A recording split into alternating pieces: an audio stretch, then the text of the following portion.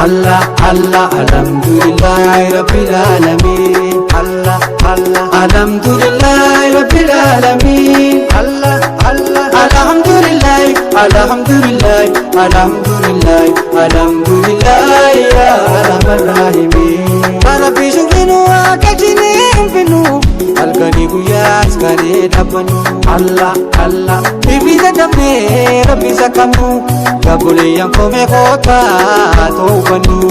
Allah Allah alhamdulillahi rabbil alamin. Allah Allah alhamdulillahi rabbil alamin. Allah Allah alhamdulillahi alhamdulillahi alhamdulillahi alhamdulillahi ya arhamar rahimin. Alhamdulillahi aku ita syukrin si hagesu ya dureisa uma hunda kamil kesu.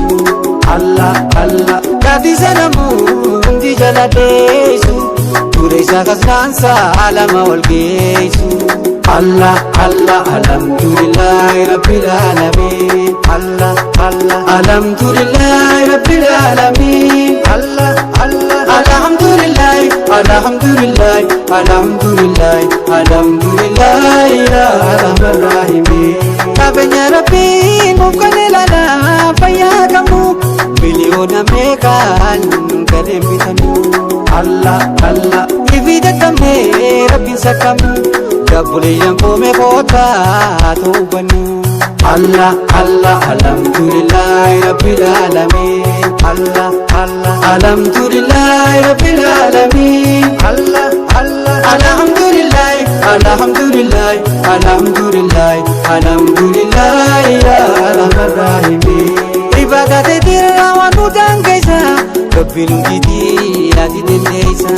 Allah Allah jada kone nasbi ya rabbi buga wajibah konu ibadah sati. Allah Allah alhamdulillahi rabbil alamin. Allah Allah alhamdulillahi rabbil alamin. Allah Allah alhamdulillahi alhamdulillahi alhamdulillahi alhamdulillahi ya arhamar rahimin.